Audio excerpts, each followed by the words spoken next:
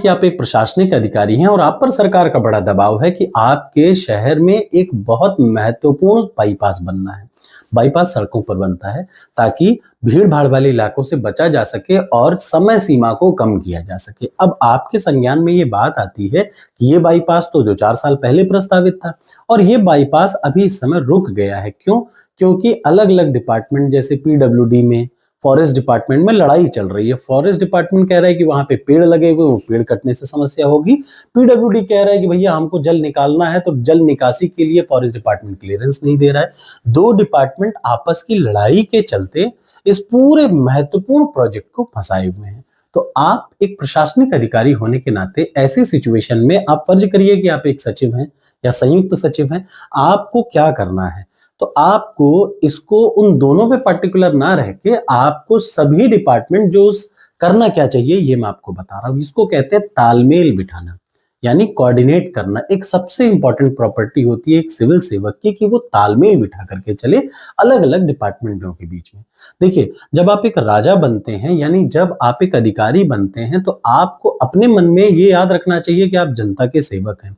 तो आप किसी पे डांट करके उससे काम करा ले जाएंगे ऐसा बहुत पॉसिबल नहीं है। वो बिना मन के कर देगा, अलग बात है। लेकिन अगर आपने तालमेल बिठाया और सही लोगों को सही तरीके से समझा दिया तो आपकी बातों का जो असर होगा और आपका जो प्रभाव होगा वो कोई नहीं भूलेगा।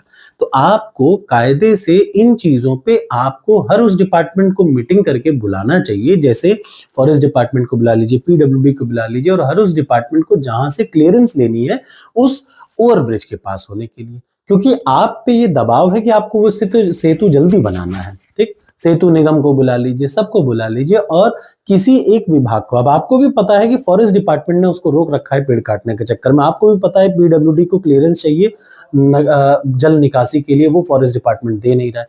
यानी हर जगह से क्लियरेंस का आपको पता है कि ये दो डिपार्टमेंट में कमी है, लेकिन आप सिर्फ उन दो को पॉइंट आउट करने पे बेहतर है कि आप एक बैठक बुलाएं।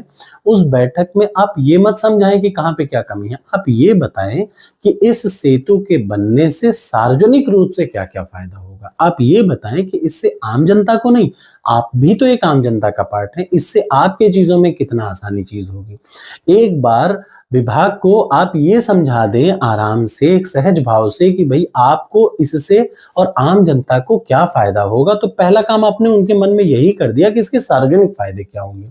अब दूसरा काम, आपको अब धीरे से अलग अलग दोनों डिपार्टमेंट को कन्विंस करना है। एक बार आप फॉरेस्ट डिपार्टमेंट को बुलाइए और एक बार आप पीडब्ल्यू डिपार्टमेंट को बुलाइए। पीडब्ल्यूडी और फॉरेस्ट को, जैसे फॉरेस्ट को आपको ये समझाना है कि यार ठीक है, इनको जल निकासी के लिए व्यवस्था चाहिए।